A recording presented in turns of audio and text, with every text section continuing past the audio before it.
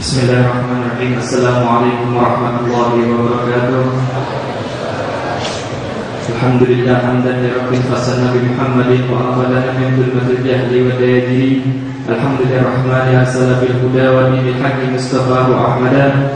Segala puji kehadirat Allah Subhanahu wa taala yang mana mengumpulkan kita pada malam hari ini. Jami'ul hadirin hadirat rahimakumullah, khususan para habaib yang kami muliakan. Marilah kita bersama-sama pada kesempatan yang mulia ini membacakan hadis Nabi Muhammad SAW. An Anas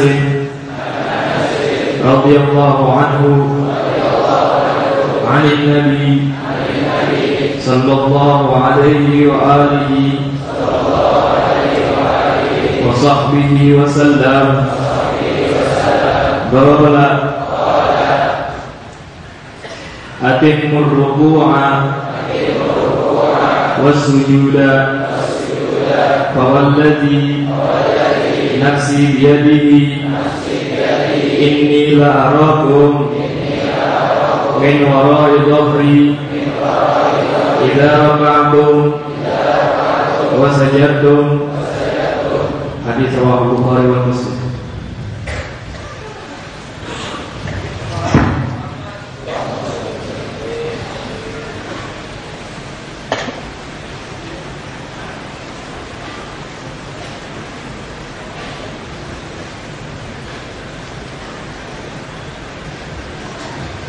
Bismillahirrahmanirrahim. Wassalamualaikum warahmatullahi wabarakatuh.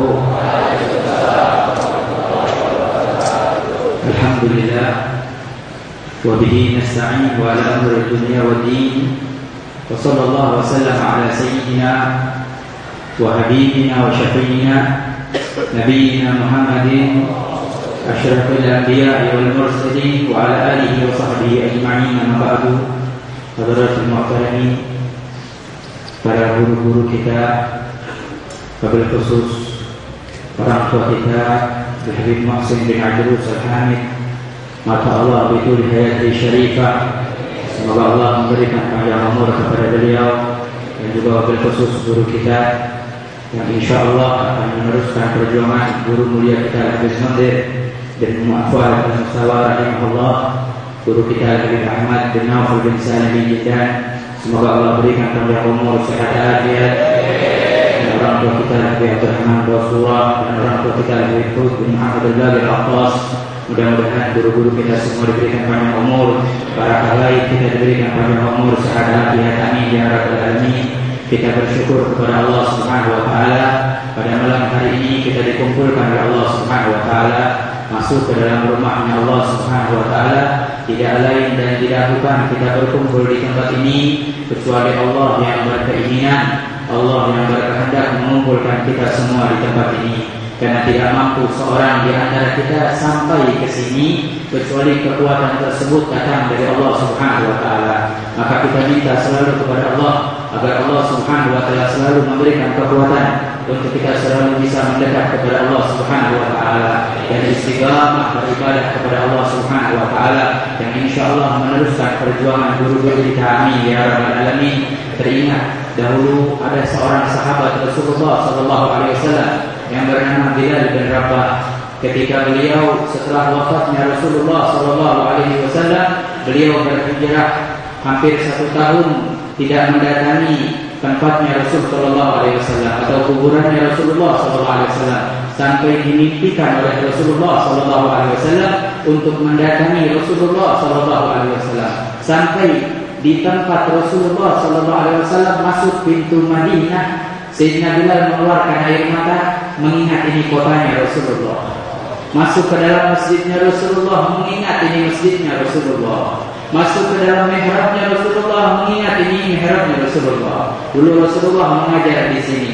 Dulu Rasulullah SAW membimbing sahabatnya di sini, dan tidak pernah terlepas dari Sayyidina Bilal bin Rabah untuk melepaskan perjuangannya Rasulullah cukup pada wafatnya Rasulullah. Tapi terus diteruskan oleh Sayyidina Bilal, bahkan oleh sahabat-sahabat Rasulullah SAW yang lainnya. Namun di dalam kita melangkahkan, kita meneruskan perjuangan Rasulullah SAW, perjuangan guru-guru kita, banyak tantangan yang akan kita dapati, banyak kesulitan yang akan kita dapati. Namun ada hal yang menjadikan supaya kita agar terus bisa istiqamah berjalan di jalan Allah Subhanahu wa taala. Yang pertama, kafatillah, perbanyak meminta kepada Allah kekuatan agar kita bisa terus berkumpul bersama, diberikan kesehatan untuk bisa bersama. Inilah yang harus kita minta kepada Allah Subhanahu wa taala. Setiap waktunya mintalah kepada Allah agar Allah selalu berikan hidayah dan taufik sehingga kita bisa melangkah di jalan Allah.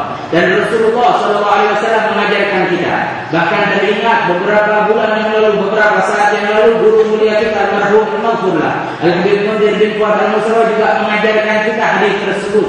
Rasulullah SAW mengajarkan kepada sahabatnya yang bernama Mu'adz bin Jabal, wahai Mu'adz, ini uhibbuk, wahai Mu'adz, aku cinta kepadamu. Fala tada'anna an taqula dabir kulli shalah Allahumma inni ala dzikrika wa syukrika wa husni ibadatik. Dikatakan oleh para ulama, hadis ini hadis yang berantai dengan rantai kecintaan. Karena Rasulullah SAW mengatakan kepada Sayyidina Mu'adz, aku cinta padamu wahai Mu'adz. Jangan kau tinggalkan setelah salat membaca doa Allahumma inni ala dzikrika wa syukrika wa husni ibadatik. Yang makna daripada doa tersebut adalah, ya Allah, berikanlah aku pertolongan agar aku bisa mengingatmu. Berikan aku kekuatan agar aku bisa mengingatmu. Karena tidak mampu seorang hamba Allah bisa mengingat Allah, melainkan Allah yang memberikan kekuatan dan pertolongan kepadanya. Tidak akan mampu seorang hamba Allah bersyukur atas nikmat Allah, melainkan Allah yang mengizinkannya untuk bisa bersyukur kepada Allah. Tidak mampu seorang hamba memperbaiki ibadah kepada Allah, melainkan Allah yang memberikan kekuatan sehingga hamba tersebut bisa beribadah kepada Allah Subhanahu wa taala. Yang kedua adalah ihdarul qalb, hadirkan hati. Jika kita datang ke majelis semacam ini, hadirkan hati kita. Karena kita jika hadirkan hati kita, insya Allah kehusyuan akan kita dapati, dan kita akan makin tumbuh kecintaan dan tidak rela jika waktu kita terlepas begitu saja tanpa duduk di majelis-majelis seperti ini. Ya, tidak akan rela kita waktu kita terbuang-buang tanpa kita pernah duduk bersama guru-guru kita. Nah, insya Allah Allah berikan kekuatan untuk kita dan hadirkan hati kita. Yang terakhir, yang ketiga, jaga diri kita, jiwa kita dari kemaksiatan. Jika seorang hamba bermaksiat, maka terputus sudah. Mulai sedikit demi sedikit digerogoti oleh kotoran maksiat yang masuk ke dalam hati, sehingga hamba-hamba Allah tidak semangat lagi untuk beribadah kepada Allah. Sehingga kita yang tadinya rajin duduk di majelis ilmu, yang tadinya rajin kita ngaji, kalau sudah bermaksiat sekali, berbuat dosa, maka akhirnya terus menerus kita keasyikan dengan dosa, lupa dengan asyiknya kita kepada majelis ilmu dan berzikir mengingat Allah Subhanahu wa taala. Maka dari itu Imam Abdullah bin Al-Haddad mengatakan, janganlah sekali-kali kita menyepelekan dosa kecil itu kecil. Dosa itu biasa kecil itu. Ya, karena kalau kita menyepelekan yang kecil, maka yang besar pun akan nanti kita sepelein juga. Ya, jangan sampai ada yang menyepelekan hal tersebut. Hidupkan hati kita, jaga kita punya hati. Teringat guru mulia kita Habib Umar bin Muhammad bin Salim bin Habib beberapa tahun yang lalu di Monas mengatakan, kalau kita hadir di majelis seperti ini, kita dapat cahaya di hati, dapat nur. Jangan sampai keluar dari majelis seperti ini kita hapus itu cahaya. Kita sendiri yang hapusnya, jangan. Hapusnya dengan apa? Dengan perbuatan dosa. Mudah-mudahan Allah berikan kekuatan untuk kita agar kita selalu bisa beristiqamah di jalan Allah, meneruskan perjuangan Rasulullah, perjuangan guru-guru kita. Amin ya rabbal alamin. Dan apa yang telah ditentukan oleh guru kita Habib Umar bin Muhammad bin Salim bin Habib, guru kita Habib Ahmad bin Nawfal bin Salim bin Zidan, untuk meneruskan perjuangan majelis Rasulullah, kita harus menerima dengan hati kita dan terus patuh. Karena di dalam diri beliau apa yang diamanahkan oleh guru mulia dan Habib Mundir dalam diri beliau. Apa yang disampaikan oleh guru mulia, beliaulah yang dipercayai oleh Sayyidina Habib Umar. Maka kita harus menerima hal tersebut dan bantu perjuangan. Insya Allah majelis Rasulullah SAW akan tumbuh se-Indonesia. Maka Habib Umar kemarin di puncak beliau mengatakan Maulid Hadiahul Ulama yang kita baca akan dibaca di gedung-gedung yang tinggi-tinggi nanti. Bukan gedung-gedung yang tinggi, ya, memuliakan Maulid Hadiahul Ulama bukan, tapi Maulid Hadiahul Ulama yang menjadikan gedung tinggi tersebut mulia, kata Habib Umar. Mudah-mudahan kita bisa meneruskan perjuangan beliau. Amin ya rabbal alamin. Wabillahi taufiq wal hidayah. Wassalamualaikum warahmatullahi wabarakatuh.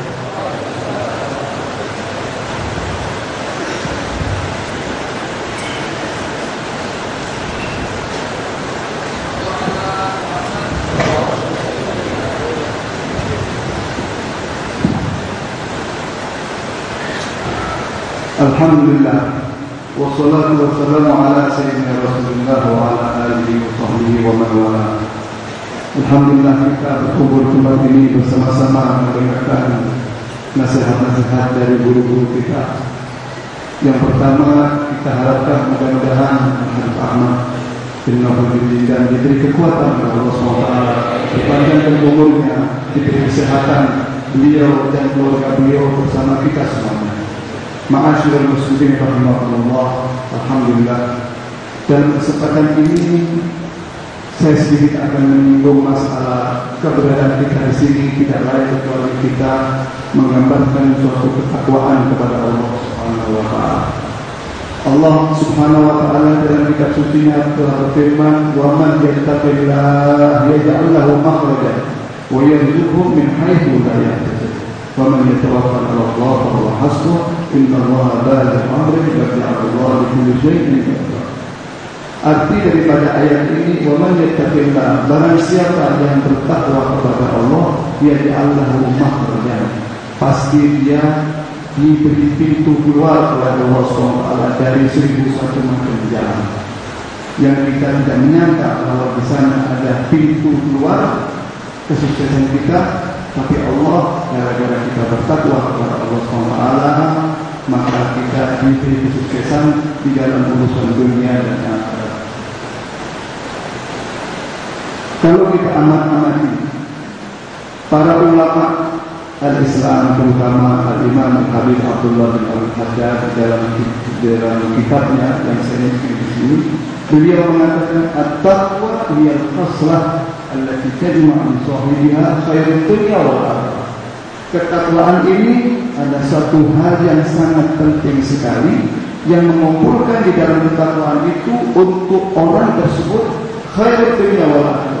Kebaikan dunia dan akhirat itu semua berkumpul di ketakwaan. Kalau hanya sekadar kebaikan di akhirat saja, tapi di sisi dunia kita sengsara, masih tidak cukup. Tetapi dikatakan khairat dunya wal akhirah.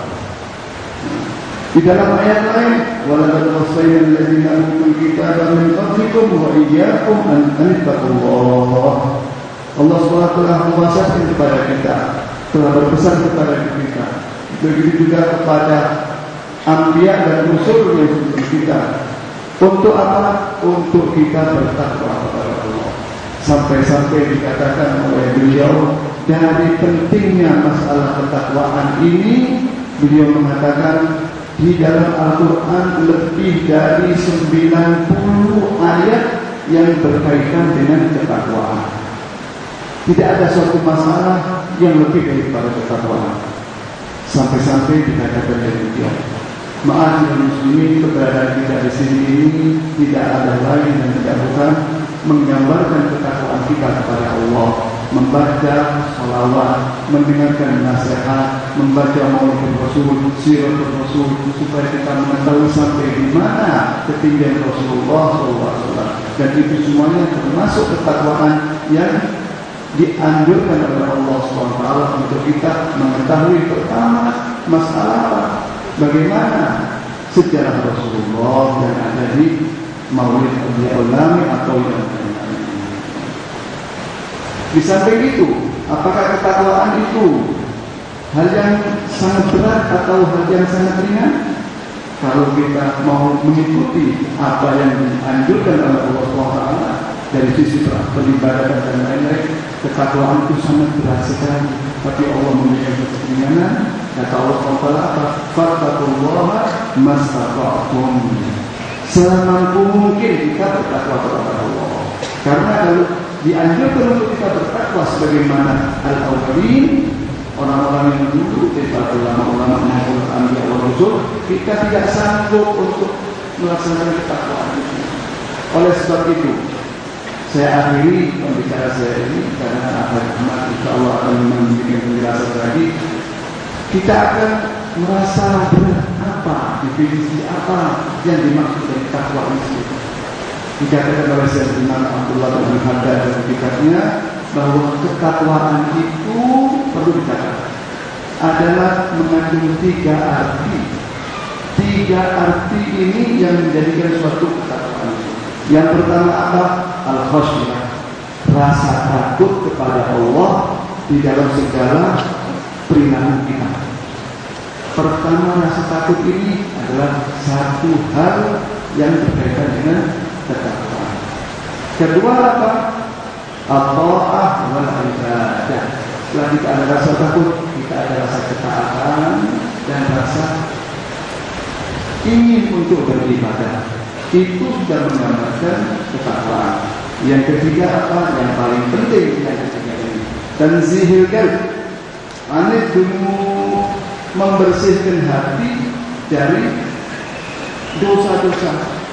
Dosa-dosa yang bagaimana? Segala sesuatu yang dilarang oleh Allah SWT sebelum kita kerjakan itu sudah terlintas di hati kita, itu semuanya harus kita basmi, harus kita hindarkan. Kalau kita dalam 3 hal ini kita sudah praktekkan dan kita lakukan, maka itu semua menggambarkan ketakwaan.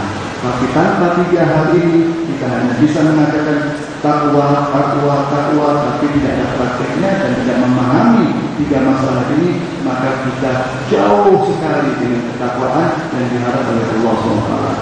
Alhamdulillah, mudah-mudahan dengan keberadaan kita ini kita menggambarkan ketakwaan kepada Allah SWT semaksimal mungkin, sekuat kita mungkin. Mudah-mudahan kita keluar dari tempat ini kita mendapatkan barakat keluarga, wabarakatuh sallallahu ala nabi, wabarakatuh istimah. Wassalamualaikum warahmatullahi wabarakatuh.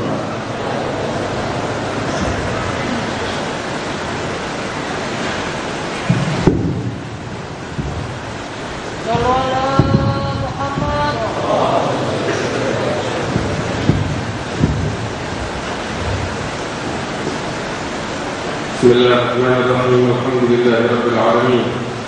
اللهم صل وسلم على سيدنا محمد وعلى اله وصحبه اجمعين. قال المصنف سيدنا الامام الكتب الحبيب احمد بن زيد الحبشي رضي الله عنه ونفعنا به وبعلومه وبعلوم سائر الصالحين الى يوم الدين امين. قال فصل فروض الوضوء 6. الاول النية، الثاني غسل الوجه وحده من منابت شعر الراس إلى منتهى اللحيين والذقن طولا وعرضا من الأذن إلى الأذن. الثالث غسل اليدين وإلى المرفقين. الرابع مسح شيء من بشرة الراس أو شعر في خده. الخامس غسل الرجلين مع الكعبين. السادس الترتيب على هذه الكيفيات. الحمد لله الذي هدانا لهذا وما كنا لنهتدي لولا أن هدانا الله.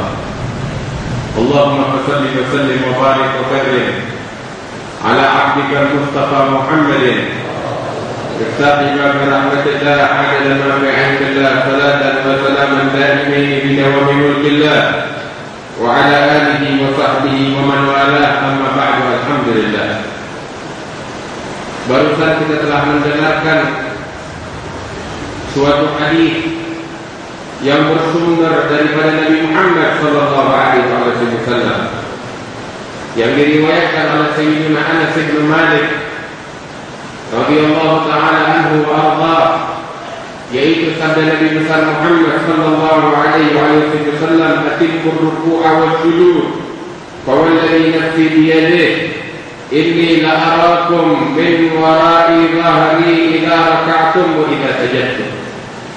Di dalam hadis sahih yang diriwayatkan oleh Imam Bukhari wa Muslim dari sahabat Anas bin Malik, Anas bin Malik adalah sahabat Rasulullah sallallahu alaihi wasallam yang mana beliau mengenal Rasulullah sallallahu alaihi wasallam dari sejak awal hijrahnya baginda besar Nabi Muhammad sallallahu alaihi wasallam ke kota Madinah.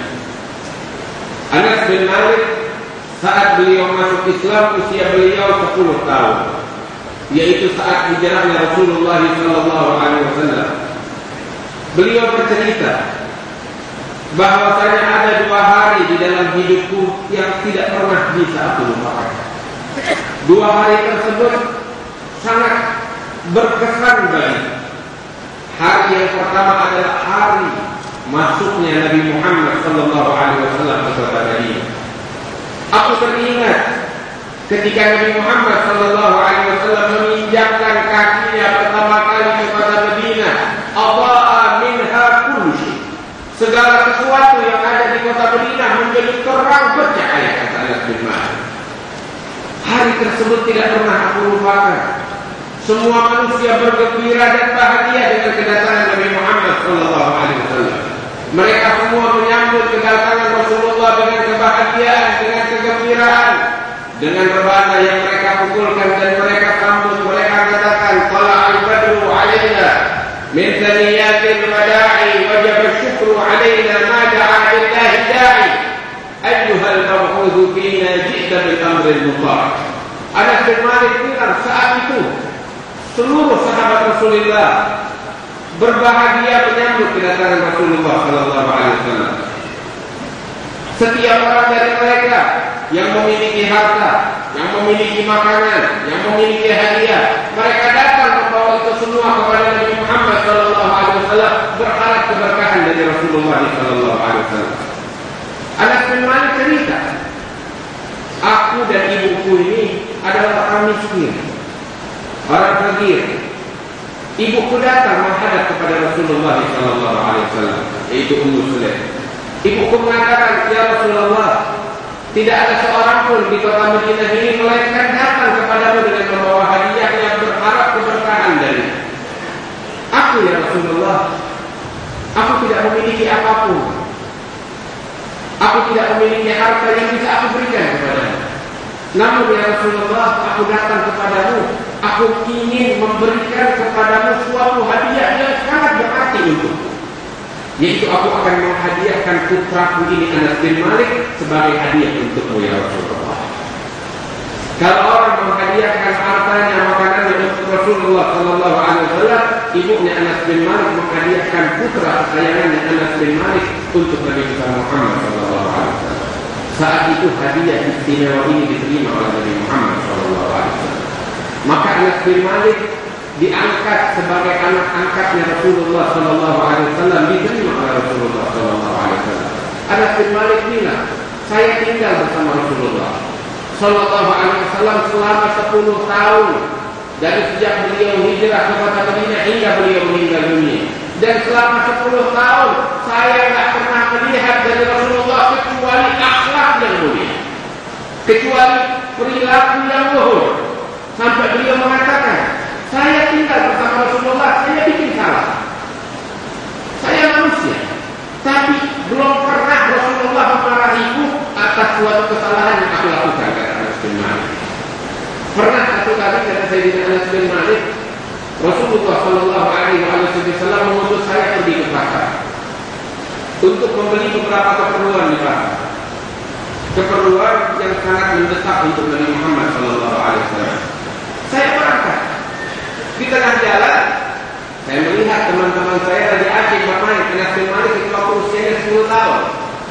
Lihat teman-temannya lagi asyik bermain, lupa dengan perintah Rasulullah sallallahu alaihi wasallam, ikut bermain dengan teman-teman. Lagi asyik bermain, Anas bin Malik bilang, tiba-tiba aku merasa ada seseorang yang misterius datang dari belakang, mendekati. Ini orang mendekat dan mendekat hingga memelukku dari belakang, kata Anas bin Malik. Ketika dia peluk, dia tutup mataku dengan kedua tangannya. Saat dia menutup kedua mataku dengan kedua tangannya, aku meyakini ini adalah tangannya Rasulullah sallallahu alaihi wasallam. Dari harumnya dari dinginnya dan lembutnya aku mengetahui ini adalah tangannya Nabi besar Muhammad SAW. Anas bin Malik bilang, ini kesempatan yang belum tentu terulang untuk kedua kali. Maka saat itu Anas bin Malik bilang, saya menyandarkan pundak saya di perutnya Rasulullah SAW dan saya gosokkan pundak saya ini di perut Rasulullah, berharap keberkahan dari Nabi Muhammad SAW. Sambil saya mengatakan, siapa ini, pura-pura nggak tahu. Lepaskan dan lepaskan. Maka saat itu Nabi Muhammad SAW melepaskan tangannya dari mata. Saya melihat Rasulullah SAW, saya terperanjat. Rasul mengatakan, Anas, enak saja. Wahai Anas, mana itu perintah yang aku perintahkan kepada engkau? Anas bin Malik bilang, Rasulullah, saya lupa. Sekarang tidak saya berangkat. Itu waktu Anas bin Malik, beliau masih bocah, berangkat berlari untuk menjalankan perintah Rasulullah SAW. Baru beberapa langkah, Anas bin Malik menoleh ke arah Rasulullah SAW. Dan beliau mengatakan, demi Allah, aku melihat wajah Rasulullah dengan senyumannya yang demikian indah dan manis. Sallallahu alaihi wasallam. Tidak pernah beliau memarah. Bahkan beliau selalu mendoakanku, kata Anas bin Malik. Tidak pernah berhentinya Rasulullah mendoakanku. Di antara doa yang dipanjatkan oleh Rasulullah Sallallahu alaihi wasallam untukku, Anas bin Malik bilang, saya didoakan 4 hal oleh Rasulullah Sallallahu alaihi wasallam. Apa 4 hal itu? Nabi Muhammad SAW mendoakan agar Allah memberikan keberkahan di dalam usia saya. Itu yang pertama.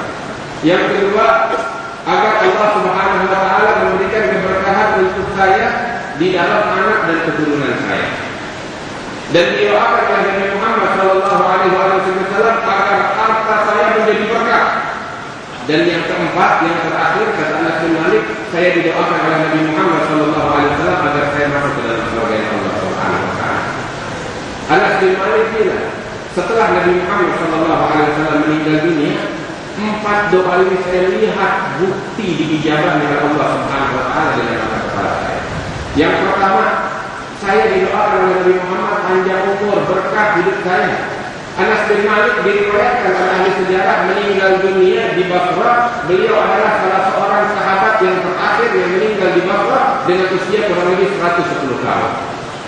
Sampai Anas bin Malik bilang, saya mendambakan kematian, berharap mati, tidak mati-mati. Saya hidup atau bosan hidup. Karena Nabi Muhammad SAW meninggal dengan usia 110 tahun sebagaimana di dalam riwayat.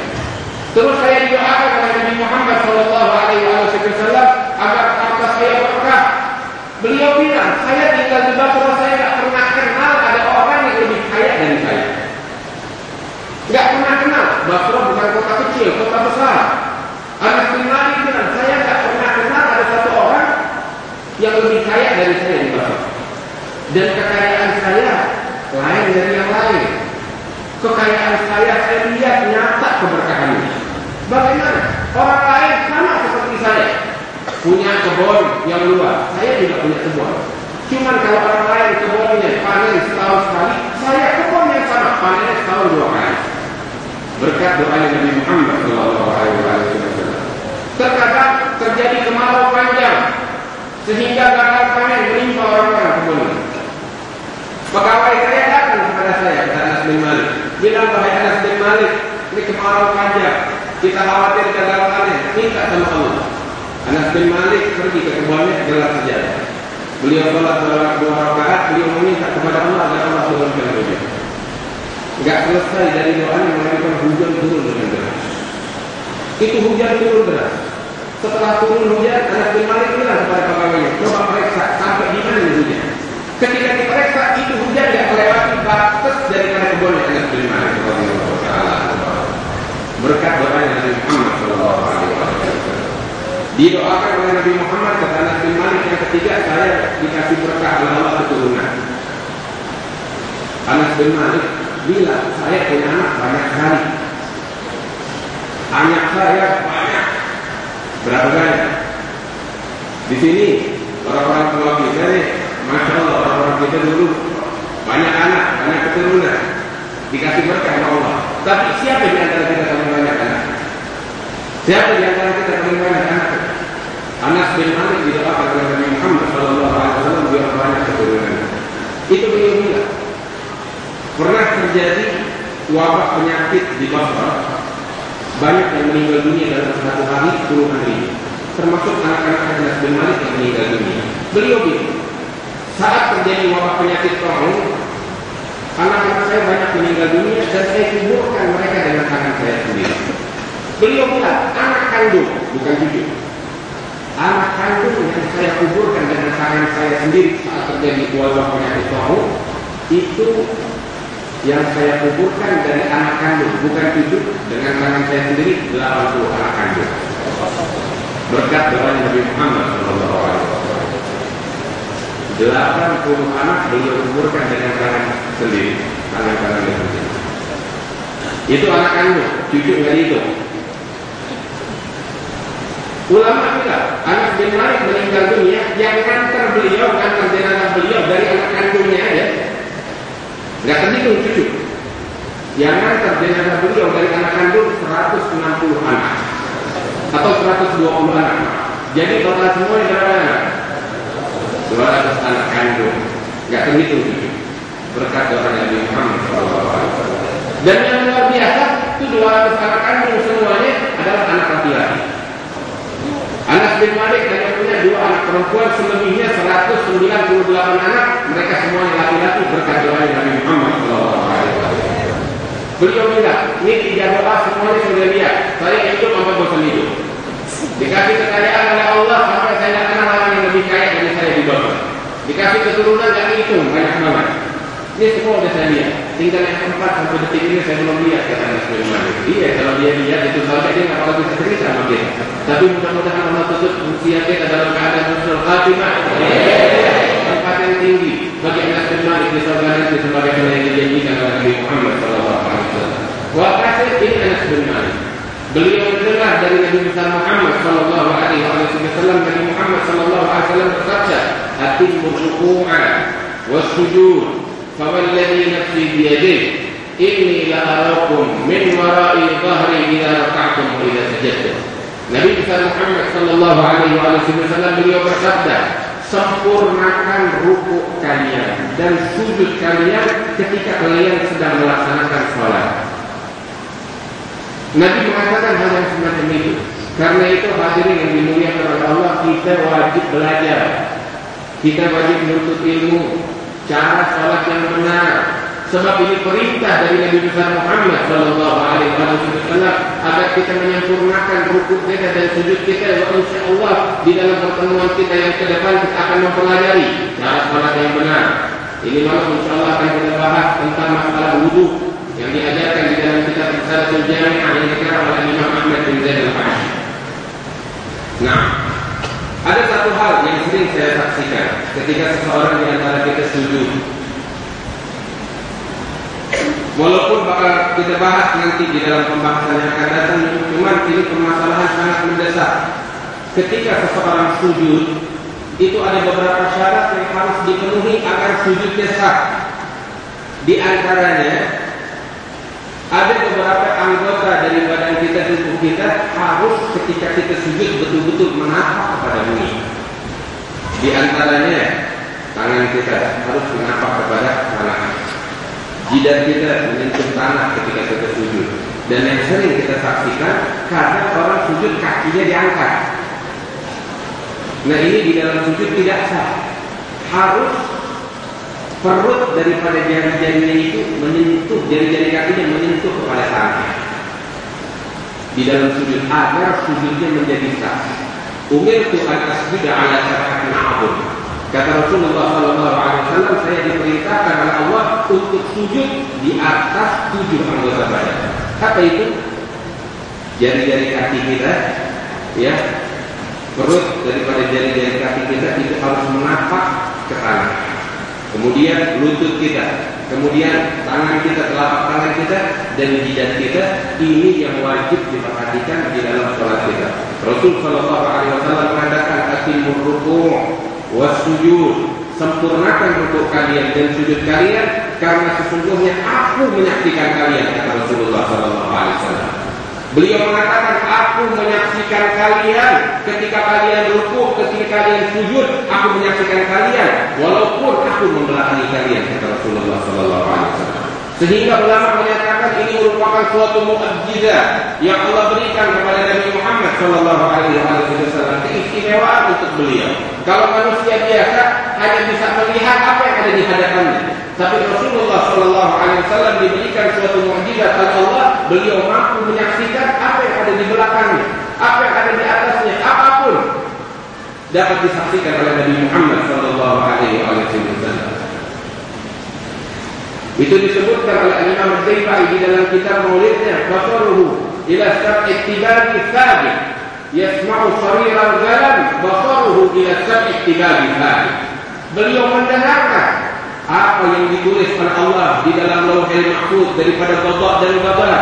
Beliau mendengar dengan telinga beliau dan beliau menyaksikan apa yang tidak dapat disaksikan oleh mata manusia sallallahu alaihi wasallam.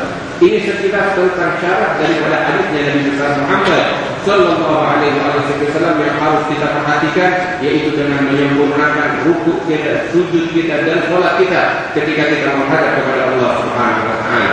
Kemudian di dalam pembahasan Risalatul Jami'ah dibahas dalam bab kali ini tentang permasalahan wudu. Al-wudu atau bersuci, kita berwudu adalah perintah dari Allah Subhanahu wa taala, sebagaimana di dalam Al-Qur'an Allah Subhanahu wa taala memerintahkan kepada kita, ya ayyuhalladzina amanu idza qumtum ila shalah faghsilu wujuhakum wa aydiyakum ila al-marafiq wamsahu bi ru'usikum wa arjulakum ila al-ka'bayn. Allah Subhanahu wa taala berfirman di dalam Al-Qur'an, wahai orang-orang yang beriman, apabila kalian hendak berdiri untuk melaksanakan sholat, maka kalian basuhlah wajah kalian dan kedua tangan kalian sampai ke siku, dan usaplah kepala kalian dan basuhlah kaki kalian sampai ke mata kaki. Perintah dari Allah Subhanahu wa taala di dalam Al-Qur'an, sehingga ulama fuqaha menyatakan bahwasanya di dalam wudu itu ada beberapa perkara yang hukumnya fardu atau wajib dilakukan. Sebagaimana di sana juga ada beberapa perkara yang sunnah untuk dilakukan. Sebagaimana di dalam wudu juga ada beberapa perkara yang makruh untuk dilakukan. Sebagaimana di dalam wudu ada beberapa perkara yang apabila dilakukan dapat membatalkan wudunya seseorang. Dan ini insyaallah satu persatu akan kita bahas di dalam pertemuan kita yang akan datang. Dan keistimewaan daripada wudu, Nabi besar Muhammad sallallahu alaihi wasallam beliau bersabda di dalam hadisnya, sebagaimana yang diriwayatkan oleh Imam Bazzar di Musnad, Rasulullah sallallahu alaihi wasallam beliau bersabda, la yusbihu 'abdun al-wudu'a illa ghufira lahu ma taqaddama min dhanbihi wa ma ta'akhkhara. Sesungguhnya tidak ada seorang hamba yang menyempurnakan wudunya melainkan diampuni oleh Allah Subhanahu wa taala dosa-dosanya yang terdahulu dan yang akan datang, sebagaimana yang disabdakan oleh Nabi besar Muhammad sallallahu alaihi wasallam di dalam hadis yang lain yang diriwayatkan oleh Imam Ahmad di Musnad. Rasulullah sallallahu alaihi wasallam beliau bersabda, as-shalah khairu mawdu' wa la yuhafizu 'ala al-wudu' illa mu'min. Bahwasanya di antara ibadah yang terbaik adalah salat, dan tidak ada seorang yang menjaga dirinya selalu dalam keadaan berwudu melainkan orang ini adalah orang yang beriman kepada Allah Subhanahu wa taala. Di dalam hadis yang lain, Nabi besar Muhammad sallallahu alaihi wasallam beliau bersabda, "Man tawadda'a fa ahsana al-wudu'a kharajat khatayahu min jasadihi hatta takhruja min adfarihi." Dalam hadis Rasulullah sallallahu alaihi wasallam sebagaimana diriwayatkan oleh Imam Muslim di Sahih, beliau bersabda, barang siapa yang berwudu dan dia menyempurnakan wudunya dengan benar, maka dosa-dosanya keluar dari seluruh tubuhnya, hingga Rasulullah sallallahu alaihi wasallam mengatakan dosa-dosanya keluar mengalir bersama air wudu yang menetes dari ujung-ujung jarinya, kata Nabi Muhammad sallallahu alaihi wasallam. Karena itu hendaknya apabila kita berwudu dengan benar dan sempurna. Dalam pembahasan kita kali ini disebutkan tentang beberapa perkara yang wajib dilakukan oleh seseorang di antara kita ketika berwudu, yang juga disebut dengan sebutan furudul wudu hal-hal yang fardu hukumnya untuk dilakukan pada saat seseorang berwudu, dengan itu wudunya menjadi sah. Yang pertama adalah an-niyah. Ketika seseorang ingin berwudu, maka diwajibkan baginya untuk berniat. Rasulullah SAW beliau bersabda di dalam hadisnya, innamal a'malu binniyat, bahwasanya amal perbuatan seseorang tergantung daripada niatnya. Karena itu ulama menyatakan bahwasanya niat di dalam ibadah adalah perkara yang fardu untuk dilakukan untuk membedakan antara perkara ibadah dengan yang bukan ibadah. Di dalam berwudu seseorang wajib berniat. Bagaimana niatnya? Niatnya macam-macam. Bisa seseorang mengatakan di dalam hatinya. Niat tempatnya di dalam hati dan mengucapkannya dengan lisan, hukumnya sunnah. Niat di dalam wudu tempatnya di dalam hati dan mengucapkannya dengan lisan, hukumnya sunnah. Niatnya bagaimana? Sifatnya bagaimanapun, sebagaimana kita dapatin pelajaran dari guru-guru kita di masjid-masjid kita. Di antaranya seseorang mungkin berniat mengatakan nawaitul wudu'a lis-shalah, atau nawaitul fardhu wudu, atau nawaitul taharata lis-shalah. Yang intinya saya berniat bersuci untuk melaksanakan salat fardu lillahi ta'ala. Ini berbagai macam sifat niat. Pengucapannya hukumnya sunnah dengan lisan. Namun yang wajib adalah di hati kita berniat. Dan waktu berniat adalah saat kita membasuh wajah kita. Air pertama menyentuh wajah kita, itulah saat kita berniat. Kita mengambil air menyentuh wajah kita, saat itu kita mengatakan di dalam hati kita, nawaitu taharata bis-shalah, saya niat bersuci untuk melaksanakan kewajiban salat lillahi ta'ala. Saat air pertama kali menyentuh wajah kita untuk pertama kali, itulah saat kita niat. Itulah waktu niat, bukan sebelumnya dan bukan sesudahnya, tapi itulah saatnya. Saat kita membasuh wajah kita. Karena itu yang pertama yang wajib dilakukan saat berwudu adalah niat. Niat tempatnya di hati, sebagaimana saya ulangi lagi, dan pengucapannya hukumnya sunnah, dan waktunya saat pertama kali membasuh wajah kita, saat air pertama kali menyentuh wajah, itulah saat kita melakukan niat di dalam hati kita. Ini yang pertama yang wajib dilakukan. Fardhu min furudil wudu, yang pertama adalah niat. Yang kedua adalah ghuslul wajh, membasuh wajah. Di dalam wudu ada namanya al-ghusl, membasuh. Ada namanya masak, mengusap. Membasuh untuk wajah, tangan dan kaki. Sedangkan mengusap hanya untuk kepala. Perbedaannya membasuh air harus mengalir. Berbeda dengan mengusap. Mengusap cukup basah sampai di kepala, nggak harus air mengalir.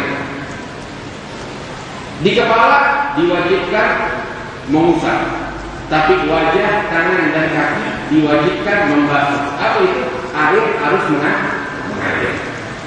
Itu yang harus diperhatikan, karena itu dikatakan ghuslul wajh, membasuh wajah. Artinya air harus dialirkan di atas wajah kita. Itu yang harus diperhatikan. Wajah, batasan wajah dari mana sampai mana? Batasan wajah min manabi sya'ar ras ila muntahal yain wal badan tuna wa 'ardan min al-udhun ila al-udhun. Batasan wajah, batasnya wajah dari tempat tumbuhnya rambut. Kita lihat di kepala kita tempat tumbuhnya rambut. Nah, ini batas kepala wajah kita sampai ke dagu kita. Nah, sampai ke rahang kita dan dagu kita. Ini panjangnya wajah. Ya, dari tempat tumbuhnya rambut, ya, sampai ke dagu kita dan rahang kita, kedua rahang kita. Itu panjangnya. Dan lebarnya dari ujung telinga sampai kepada ujung telinga. Nah, di bagian itu, di batasan itu namanya wajah. Yang wajib air mengalir ke setiap bagian daripada batasan wajah tersebut.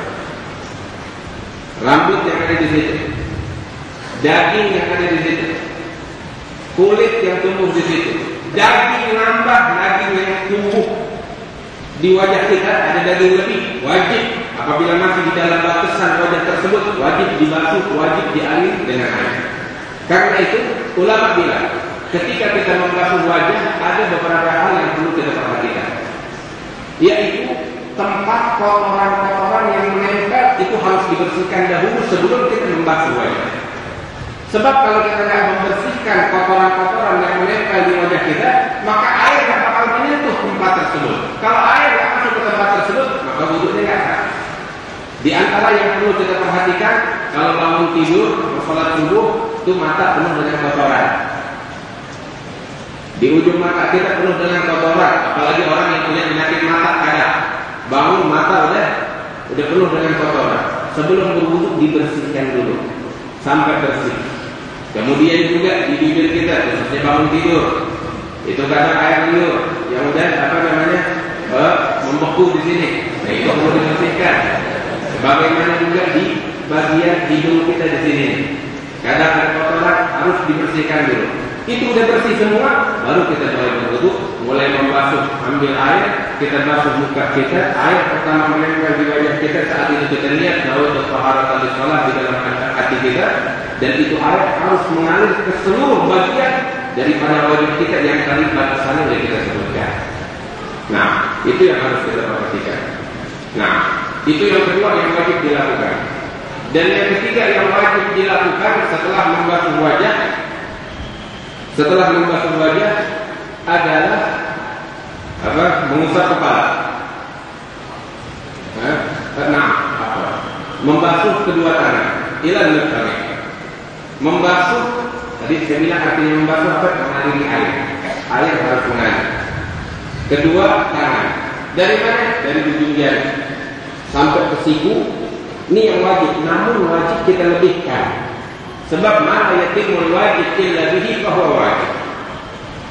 Suatu perkara wajib, ya, ada satu lagi perkara nggak wajib. Tapi nggak bakal sempurna perkara yang wajib melainkan kalau kita harus melaksanakan perkara yang tidak wajib. Maka yang tidak wajib ini menjadi wajib hukum. Seperti apa? Contoh, kita ketika membasuh tangan sampai siku batasnya sini, di siku harus kita lebihkan sampai ke atas sedikit. Supaya apa? Supaya sikunya betul-betul pasti terkena air, khususnya di bagian bawah.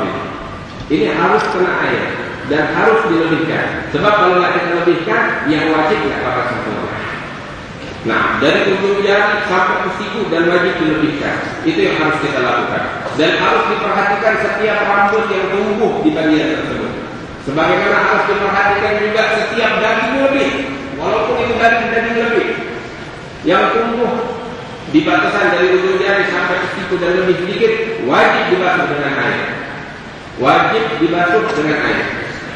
Nah, terus ada beberapa hal yang wajib kita perhatikan. Ada beberapa orang, nasallallahu alaihi wasallam, kadang kena musibah tangannya terpotong. Kalau memang masih tersisa, ya, di atas siku, wajib dia basuh bagian yang tersisa. Kalau memang udah nggak tersisa lagi bagian yang wajib, dia artinya udah terpotong sampai di atas siku, maka wajib dia basuh, yang mau dibasuh.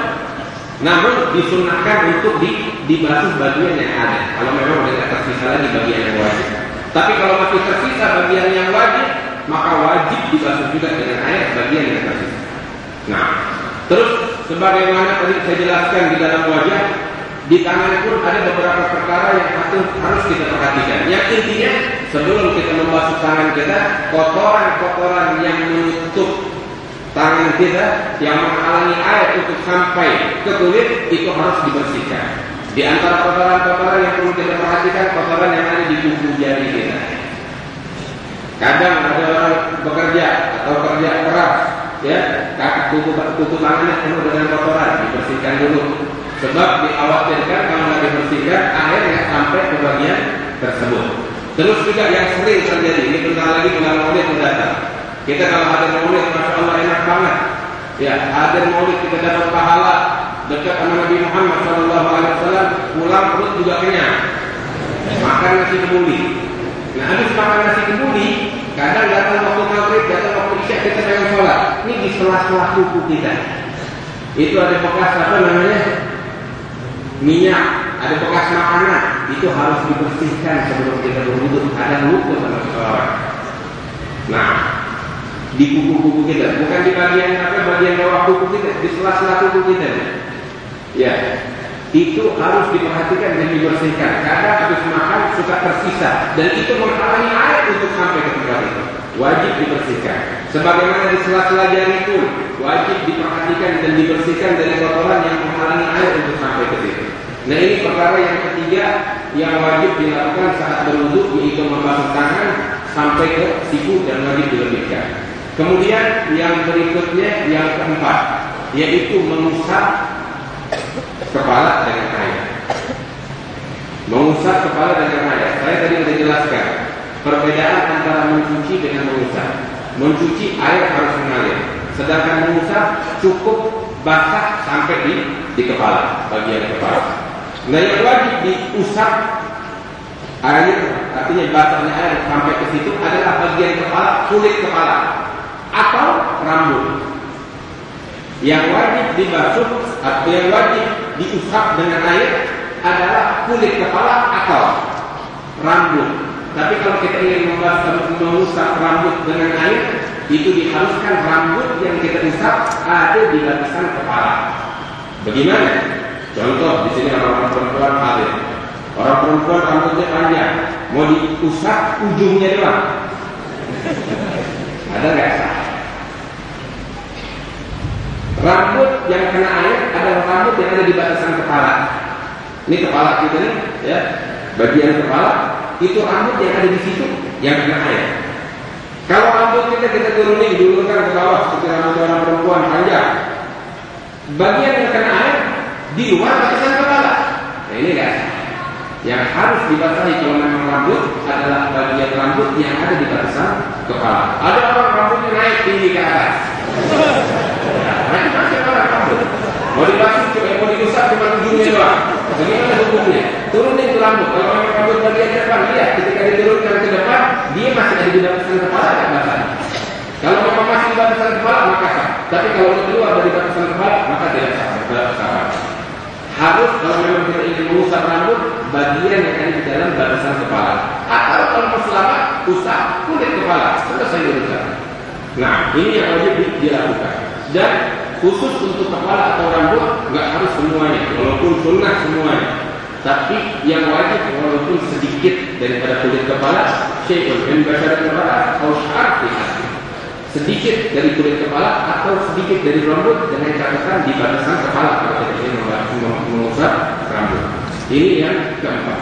Dan yang kelima yang wajib kita lakukan adalah membasuh, yakni mengaliri air di atas kaki kita. Dari ujung jari kaki sampai ke mata kaki. Kita semuanya tahu mata kaki. Dan wajib dilebihkan sedikit. Sebab mana yatimul wajib illatihi fahuwa wajib. Suatu perkara wajib kalau tidak sempurna melainkan dengan sesuatu yang tidak wajib, maka yang tidak wajib tersebut menjadi wajib hukum. Nah, itu kan. Seperti tangan juga saya bilang, ya, ada beberapa hal yang perlu diperhatikan. Kotoran-kotoran yang menghalangi air untuk sampai ke kaki. Di antaranya kotoran yang ada di tubuh kaki. Itu harus dibersihkan. Juga bedanya kaki sama tangan, kita kalau kaki ada belah-belah kaki orang, tangan mungkin kagak. Nah, belah-belah yang ada di kaki itu kadang suka ada kotorannya. Nah, itu harus dibersihkan sebelum kita berwudu, supaya air betul-betul yakin sampai ke bagian tersebut. Harus dibersihkan kotoran-kotoran yang ada di belahan-belahan kaki, kalau memang kakinya belah-belah. Nah, ini perkara yang kelima yang wajib dilakukan. Dan yang terakhir adalah tertib. Apa itu tertib? Tertib adalah berurutan. Mulai dari tadi saya sebutkan, yang pertama adalah niat saatnya ketika membasuh wajah dengan air. Kemudian membasuh wajah, kemudian membasuh tangan, kemudian kepala, mengusap kepala, dan kemudian kaki. Tidak boleh dibalik. Atau tidak boleh acak-acakan. Harus berurutan sebagaimana yang diajarkan oleh Allah Subhanahu wa Ta'ala di dalam Al-Quran. Ini perkara yang wajib dilakukan saat berwudu. Wa insyaallah dalam pertemuan kita yang minggu depan atau yang akan datang akan kita bahas beberapa perkara yang sunnah untuk dilakukan di dalam wudu kita. Mudah-mudahan wudu kita sempurna. Kalau ini sudah sempurna, ya salat kita insyaallah pun akan menjadi sempurna dan insyaallah diterima oleh Allah Subhanahu wa Ta'ala.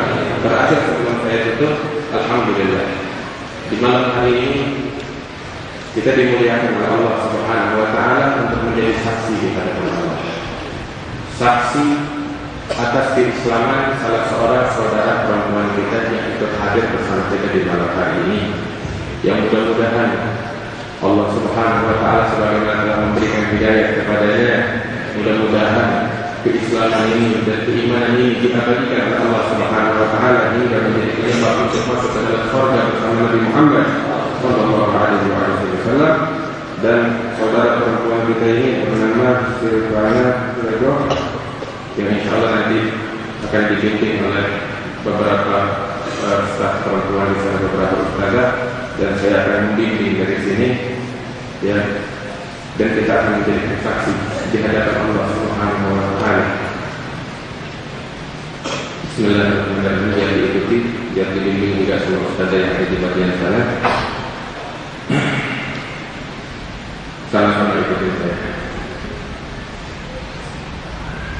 Asyhadu an la ilaha illallah wa asyhadu anna Muhammadar Rasulullah. Asyhadu an la ilaha illallah wa asyhadu anna Muhammadar Rasulullah. Asyhadu an la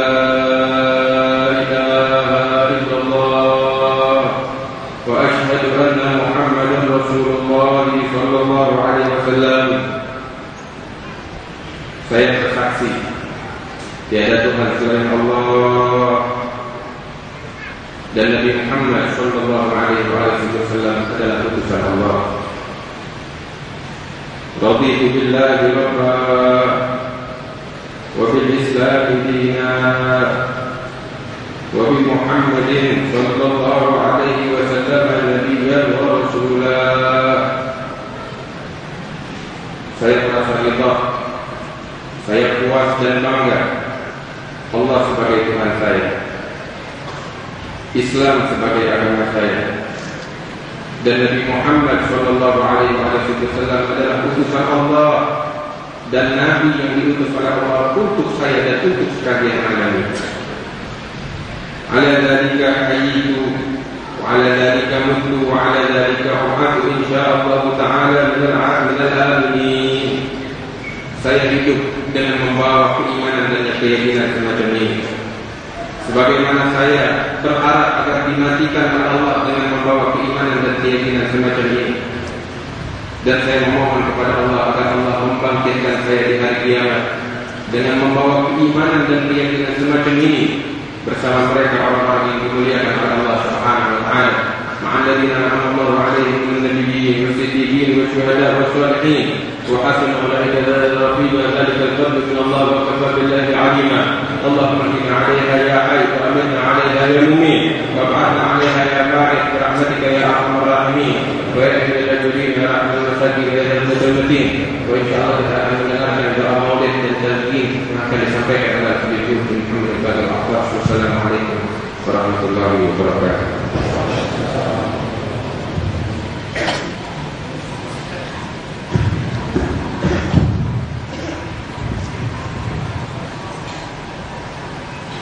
اللهم صل وسلم وبارك عليه وعلى آله. ولقد أشرت لنعت من أوصافه تحيي القلوب وتهيج الأشجان. والله قد أثنى عليه فما يساوي القول منا أو يكون ثنانا. لكن حبا في السرائر قد دعا لمديح صفوة ربنا وحدانا. وإن امتزجنا بالمودة ها هنا نرفع أيدي فقرنا ورجانا للواحد الأحد العلي إلهنا متوسلين بمن إليه دعانا مختاره وحبيبه وصفيه زين الوجود به الإله حبانا. يا ربنا يا ربنا يا ربنا بالمصطفى اقبل أجب دعوانا. أنت لنا يا ذخرنا في هذه الدنيا وفي أخرانا.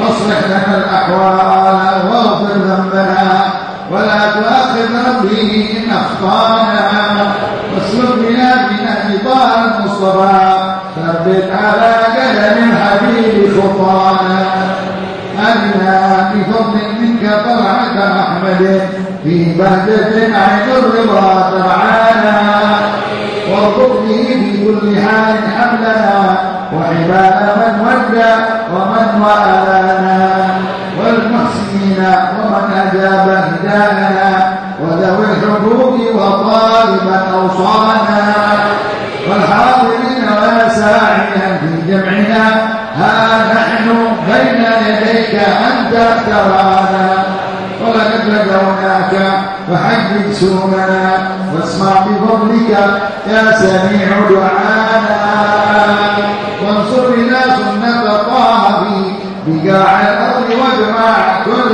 من عادانا وانظر إلينا واسقنا كأس الهنا واشفي وعاف عاجلا مرضانا واقض لنا الحاجات واحسن ختمنا عند الممات واصلحا عقبانا يا رب واجمعنا واحبابنا بذلك الفردوس يا رضوانا يا رب واجمعنا واحبابنا بذلك الفردوس يا رضوانا يا رب واجمعنا واحبابنا بذلك الفردوس يا رضوانا بالمصطفى صل عليه وآله ما حركت ريح الصبا خلصانا سبحان ربك رب العزة عما يصفون وسلام على المرسلين والحمد لله رب العالمين.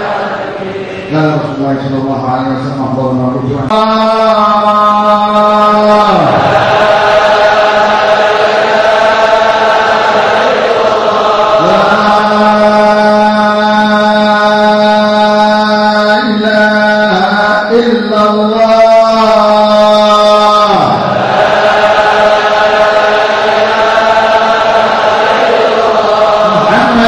رسول الله صلى الله عليه وسلم أفضل ما قلت